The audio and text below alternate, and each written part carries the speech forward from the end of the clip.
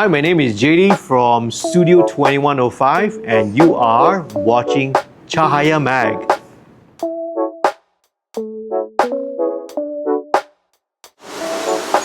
Hey! Hello. Welcome, Jerry. Well, thanks for having us. Good to see you here. Welcome.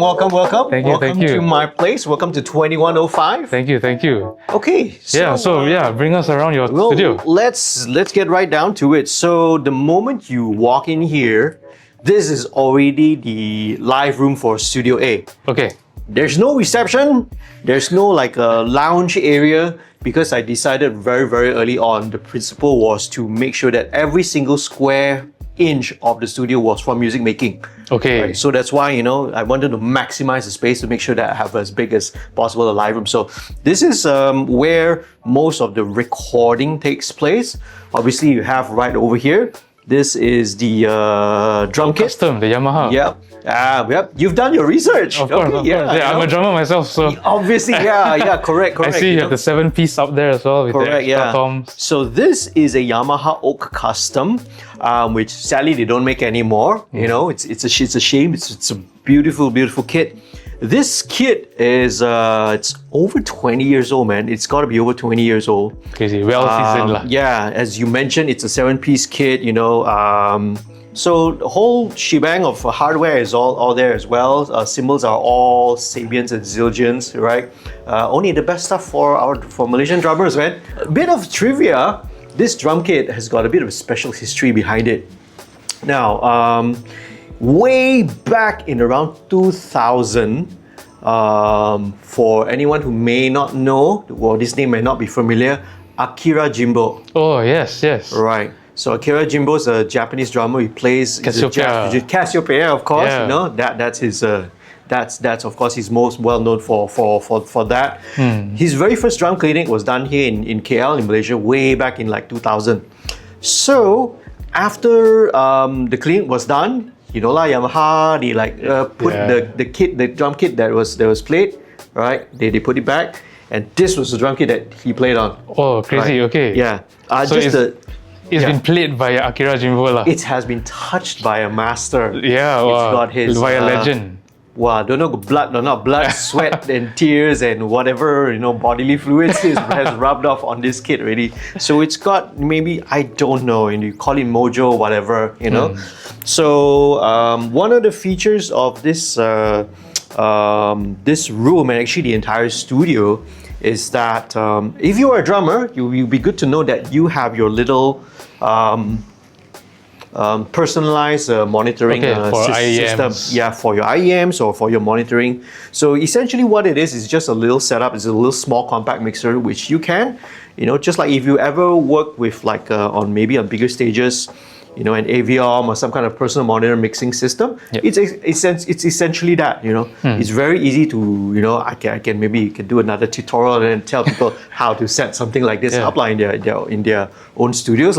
Right? So this basically gives, a drummer or musician, a singer, individualized control over how their monitor mixes. So it's super convenient for the musician, for the artist, for the performer. Yeah, especially for drummers, then we can blend the click and the backing track. How much you want. Some people don't want too much. So it saves time. You don't have to scream at the engineer, hey, I want this louder, I want this softer. More click. It's like you do it yourself. Everything's there, Much easier, more convenient. Much easier, it works. So that is Drum World. In case everyone is wondering, I know the elephant in the room is correct. I was wondering what is under the table. Lying underneath this. Well, this is actually not a table. No surprise. This is actually my secret. Right? Oh, okay. Subs. These are actually not really. These are actually two PA speaker cabinets. So the thinking was that the cabinet material, right, especially MDF or whatever it's made of, wood or whatever, is meant to be a very sound insulating material. So why don't I try to construct a tunnel using these speakers, right? So basically that's it. The tunnel is here, and then try it out. Lo and behold, the result was the cleanest sounding kick drum I've ever heard. that I've ever recorded. There's no gate, no processing, no whatever. It really blocks out a lot of the bleed. And so it's like, oh, okay, I found it. And then, this is a method and a technique I've been using ever since lah. So that, my friends, that's your little secret. That is the little secret, which is now no longer a secret anymore. I'm out of business now. Oh no. No. Everyone's going to steal this idea after this. Yeah, steal it, Steal the idea, please. Definitely. Try it out, Saves you money from having to buy samples and plugins and all that. All right, man. So, shall we move to enough about drums. Let's move on to the rest of the room, So, I keep drummers happy. I also want to keep guitarists and other musicians happy as well. So, on my left, weighing in at an incredible nearly 40 kilograms, this is the Vox AC30. This is a C2X, right, which is the second generation of the reissues lah. Obviously, Vox nowadays is no longer the Vox company of old. Vox is owned by Korg now, and most of the amps are actually made in China or somewhere else, could be. So it's different. But the second generation solved some of the complaints that people had about the first gen. Because the first gen one, they did some funky, routing thing, where you could like cross route the channel one. You can like, it's like the wide cable thing that sometimes you can do on 2-channel amps. Yeah. They got rid of that. So this is faithful to the original circuitry. Okay. Right. So this has the Celestion Alnico Blues, which is again faithful to the original model, right? Yep. So when they sorted this out, right, everyone was happy then. It's like, why did they mess with everything, But it really did sound so much better. So I think an AC30 is it's an essential for any studio, man, or any guitarist, because it will cover almost every style you can imagine, except for maybe, I would argue, maybe jazz and maybe high gain metal. But everything in between, it will cover. So it's a super versatile and classic amp. And next to it, this guy here is the Laney VH100R. So this is a 100 watt tube amp, and this is actually a 2-channel amp. It's got your clean and it's got your dirty channels, but each channel has an additional boost switch, which gives you an additional drive and a gain stage lah. So essentially, it almost acts like a 4-channel amp. You can derive that. This apparently was another guitarist he was another guy who ran like a PA company, and this one was like his own amp that he kept at home lah. So I tried it out. It's like, there's some special mojo here.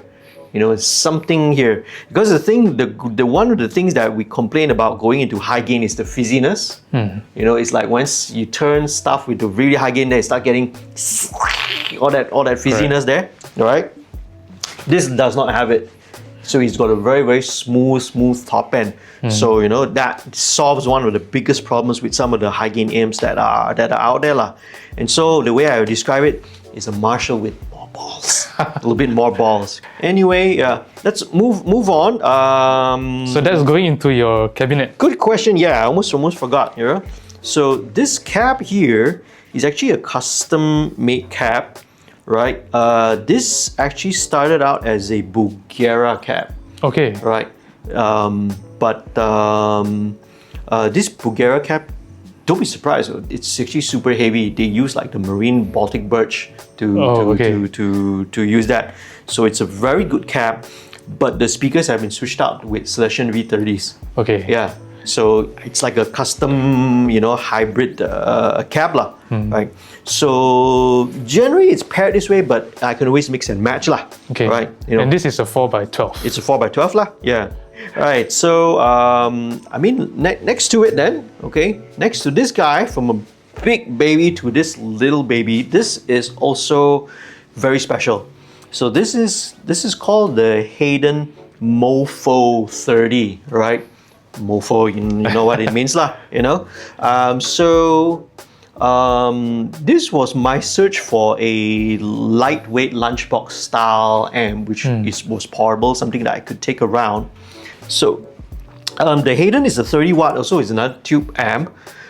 Single channel, super simple to use, right? It's only got bass, mid, treble, presence, gain, but it does go into high gain territory. How? You're asking me for a single watt, the single channel amp, is because it has a little boost channel here. They actually call it the MOFO. It's foot switchable. It's triggered by a foot switch, right? And then you see like the LED will light up. So that will take this amp into high gain territory. So how it is described, how I would describe this, the beauty of this is that it's actually got two inputs which are like voiced differently. So it's a different EQ. It's got a UK input, right, and a US input. The UK input, no points for guessing lah, okay? It's supposed to give you more of a Marshall-ish kind of a sound, a little bit more forward in terms of the mid-range. The US one, okay, gives you more of a Fender basement kind of a thing. It's slightly, the mids are slightly more scoop, you know, a little more low end, a little more brighter top end lah. So automatically it gives you two different flavors here already lah. So cab wise, it's cab wise down here. Again, these are not tied to it. I can always mix and match if I want to. But this one here, this is a very old first generation Line 6. You can even see the logo is a super old logo. Line 6 cabinet. Line 6 cabs, especially the older ones, not the Spider ones, right? The actual Line 6 cabs are again built very, very, very good sounding cabs. Very, very good sounding cabs. In fact, the closest to, you know, like a Mesa Boogie cab, which I've made a comparison, you know, was actually this, you know. So I've got these two different flavors. Between these three amps, I can cover safely 80%, 80, 85, 90% of all the modern rock stars that need to be like. Well, so that's Guitar World. So basically the rest of the room here, I also do vocals here as well. Okay. And when I do that, you know, this is where the gobo panels that's behind you over there, okay? So that's where the gobo panels will come into play. It will be set up over here, all right, okay? And then and the vocals will be around here lah. Because this is a fairly live room. So as a live room, it's great for drums, it's great for acoustic instruments, you know, and anything that needs a bit of room. But of course we know you don't want too much of room inside vocals, you want it to be as dry as possible. So that's how, you know, with those gobos over there, I can create zones, like a dead or dry zone if I want to. Right, it gives me the flexibility.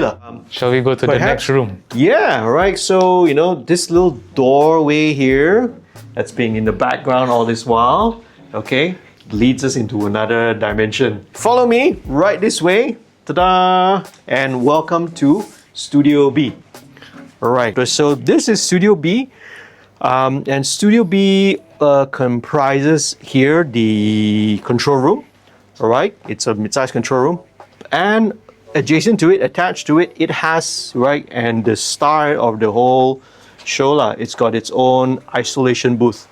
ISO booth. This space is also rented out to, you know, freelancers. So I get engineers who maybe what they need is a space to maybe record their vocals or do something because maybe at home they can't do their stuff, you know. Musicians as well. Sometimes musicians who record themselves, they just come in here, you know, utilize this room, utilize that room. So it's all set up. People just need to bring the laptop, plug and play, and it's all ready to go, right? And it's you want to find out more, contact me lah.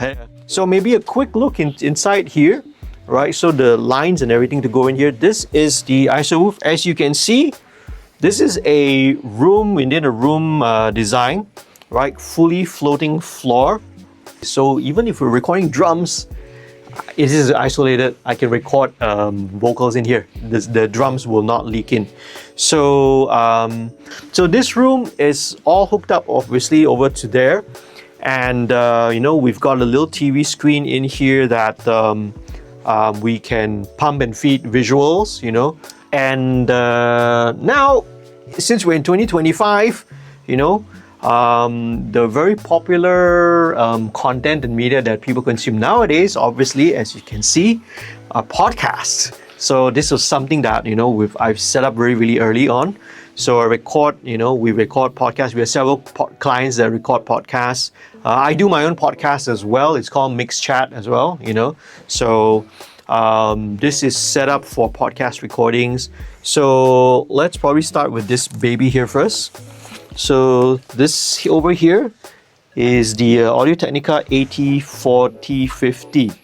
Right, the 4050 here is it's on a Rycote shock mount, and this is a multi-pattern condenser. Right, so the meaning that you got your cardioid, you got your Omni, you got your figure 8 configurations.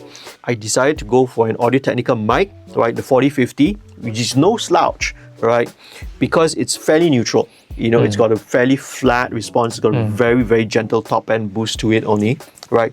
So this means that I can use it for as many different voices, because I know I'm running a studio. I'm going to have different clients, different bands, so I know I can use it for different vocalists. I know I can use it for guitars. I know this is actually a very, very favorite amp mic that's used for guitar cabs as well. And again, the benefit of the flatness, really allows, something, a bright source like that. So this is Lewitt. 440? So this is the Lewitt 440. So that is the 414. This is a really, really major, big mainstay. I use it a lot for vocals nowadays. Yeah. Let me take this off so you get a clearer look at it. So okay, so it's a dual capsule. Super, yeah, okay. This is a stereo microphone. This is a Vanguard V44S. So this is a Vanguard V44S. It is a solid state. It's an FET mic, right? Okay. That means no tubes. This is actually the stereo version of their V4, which is their normal single. So imagine without the top. Right, they actually have a model which I actually have in another case, but this is the stereo mic version. So how it accomplishes this is the top housing can swivel 90 degrees. Okay, so you can do the Blum line thing. Yes, all right, absolutely, right. Okay, cool. So you can.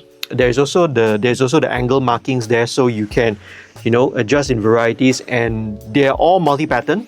Okay. So with the combination of the different angles and different polar patterns, you can do all the various coincident arrays lah. Your normal XY, your Blum line, MS, right? So this can be the mid, and this can be the top, can be the side. You can use it for MS recording as well. So this is. It's a cheat code for stereo miking lah, to have a stereo mic lah, It makes things so easy to have that swivel rotation thing. Correct, and everything inside one housing makes, the having to adjust your making sure that, it's phase coherent, where the capsule heads are and all that, makes it so much easier. So it's become a very, very useful tool. I actually use this as my room mic now. So this is the room mic.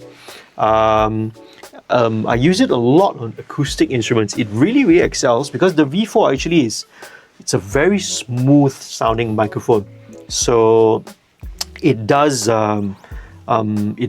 acoustic instruments really, really well. Everything from like guitar, ukulele. I've did quite a number of projects that use traditional instruments, Chinese instruments. So the trick is just find a sweet spot, wherever it is, where the instrument projects, you get the nice balance of all the frequencies. You just stick it there, it's magic. It's magic already. Yeah. I guess that's it, This is pretty much Studio B, and then I guess in the next part we're gonna go over to your main studio. My room, my space, my crib.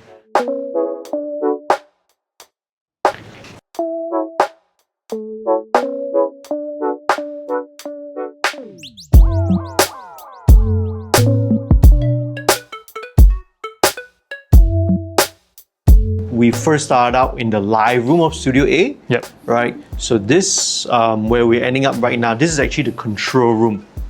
So originally the whole studio was this space was just this space alone. This room is basically where the main multi-track recording space is lah. So I deal with a lot of bands, a lot of ensemble work as well, you know, so maybe like string sections, you know, groups of musicians that need to play together is essentially.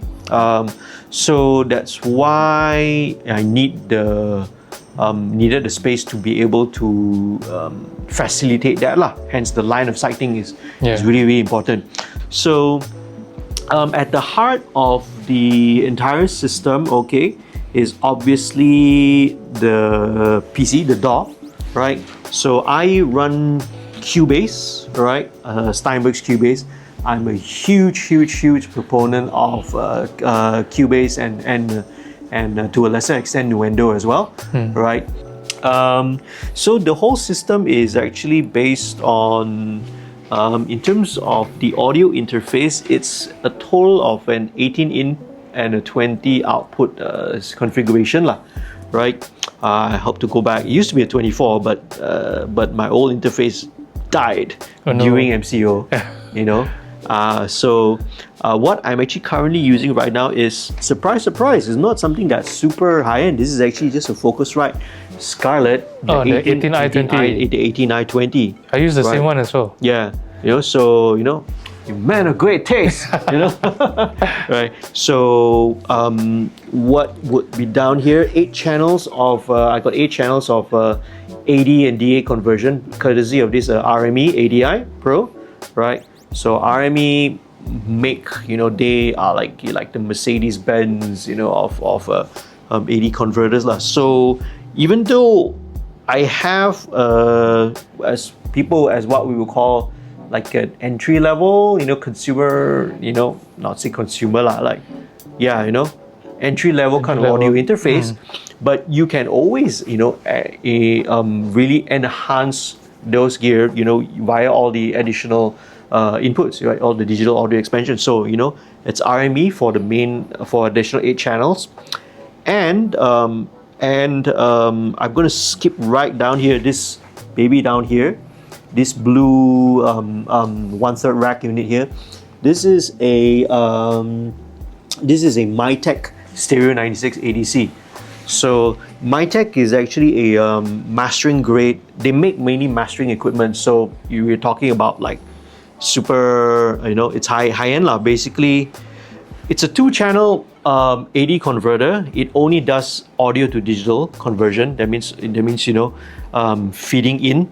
So it feeds into the Scarlett via SPDIF, right? Okay. So that's how I get the additional 2 channels.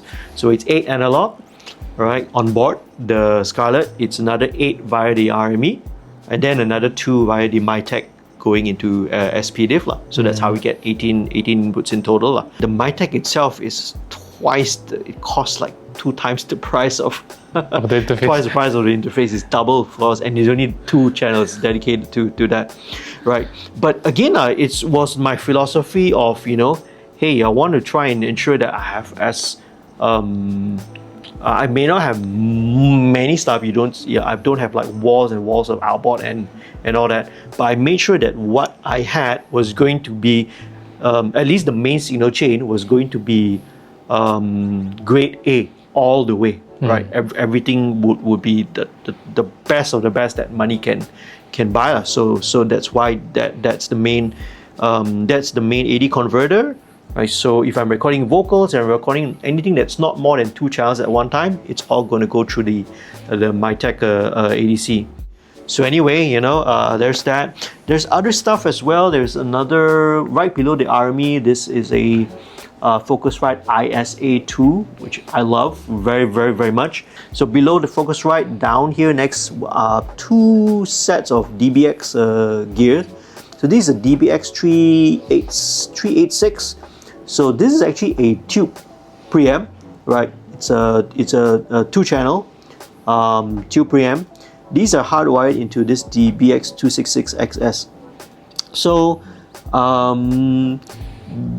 The DBXs, these models are not really, they consider like kind of the mid range, or actually the compressors like the entry level.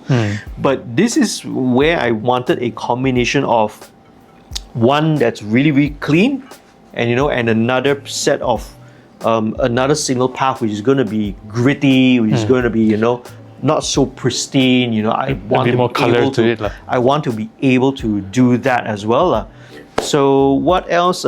Anything else in the rack down there? I have all the different DIs. I got radial DIs. I got the Aguilar tone hammer for bass. Next would be, let's go like maybe this one first. So I would say that, I mean, the heart of a studio, modern production studio nowadays, is obviously your computer, right? But I would still say, right,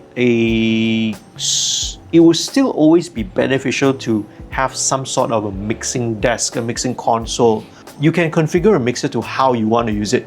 So, for me, this mixer fulfills several functions. It serves as the inputs. So like everything on this one side here is actually taking 16 inputs from the live room. So when I use drums, when I record drums, I actually record it through this mixing desk. A desk, super flexible. I highly recommend, regardless of whatever size of studio that you're using, find one that suits your needs. It can be a very, very useful tool, problem-solving tool, and very, very versatile. You can never go wrong in investing in one lah. Right. So anyway, that's there. We're gonna go to my pride and joy. Okay. This is a little rolling rack, which I actually only a couple of years actually doing MCU only I started to do this. All right. This used to actually sit in a flight case and then up there. But for ergonomics, right, it's so much having to go and stretch and all that, right? Oops, sorry, yeah. So this was so much easier because I can just roll it right next to me. Okay. So let's go into the nitty-gritty of this. So this is actually a channel strip. Okay. Yeah, so this whole thing is a channel strip. So from top to bottom, okay, well, actually, maybe I'll get the bottom things, these two things out of the way first. Because the two things down here are actually not part of it. This is actually a Line 6 bass pot, which is actually not used at all. It's just sitting there to look nice lah, look pretty lah, okay? Right? There's a tuner down there. This is more for, tuning guitars lah. So anyway, so this is actually got nothing to do with it. It's more utility tools. So back to what the channel strip actually is. So this starts off, this is the Daking Mic Pre EQ, right? So Daking is an American company. The designer, his name is Jeff Daking, right? So the Daking channels, the Daking Mic Pre here is actually taken off the topology of a Trident console. It's actually based off a Trident. So, for those who may not know what a Trident is, in the world of analog consoles, there are actually four big names, right? There is, of course, SSL. Everyone knows SSL. There is the API. There's Neve. And actually, the lesser known of the big four is actually Trident, right? So Trident, the most prized of these consoles are these four names.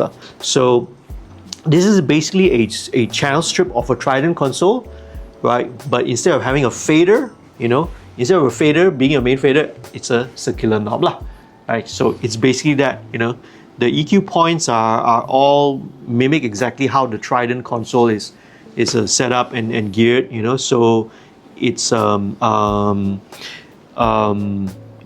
beautiful sounding preamp, and sometimes it's beautiful in a sense that some of the gear that actually we want it to be as truthful as possible. So this was the first thing which I got very, very long time ago. Still working great, right? Until this day. So this was a huge difference when I got this. It was a major step up, because when you have a good mic pre, it really just opens up everything. It opens up your microphones, your mics that you use. It will make, maybe even an SM57 or a cheap microphone sound much better, because it really opens things up. Everything just sounded so much more 3D, in your face instead of something smeary. It's very hard to explain, to describe these things. But, as opposed to something that looks smeared, the image looks smeared, something that looks super sharp in focus. Like 4K audio sort of. Yeah, so it brings everything. So that's the benefit of a really good mic pre. Yes, of course, onboard mic pre's are great as well, but sometimes a dedicated mic pre can really you can really get the full potential of what you are capturing, right? The accuracy, the realism behind it. So that's the great thing behind that. So this is kind of my, it's probably on 95% of everything that I record goes through this, the decking, right? I love the sound of this mic pre. So the rest of these are actually more recent additions. There are two DBX 160s, but actually only one of it is in a chain. This forms part of my dream channel strip, is basically because this is actually an influence from Warren Hewitt of Produce Like a Pro. Right? Studio guys will know who I'm talking about. So his signal chain for vocals is actually something similar, except he doesn't use the DBX 160A. I think he uses the 160, like an actual 160 XT or something like that, which is actually a more higher end version of this, but it's got the similar characteristics, right, of the over easy compression, right? So I pretty much only use this when it's recording vocals, right? When it's other stuff, it's always in bypass. And so, right, so it's the mic pre. It goes into the DBX 160A, right, as that's the first thing, and then only it goes into this baby down here, right? An actual Universal Audio 1176, right? Legendary. The real deal. It's not just a little graphical thing that people see in their screen. So it's a real deal. So anyway, this is basically back to again that same philosophy I talked about, So instead of having lots and lots of gear, I wanted to invest in at least getting a signal chain which was going to be an A+ grade all the way, all the way from here all the way to my 80 conversion. So this is basically my dream channel strip, and I'm really proud and really happy to have gotten this,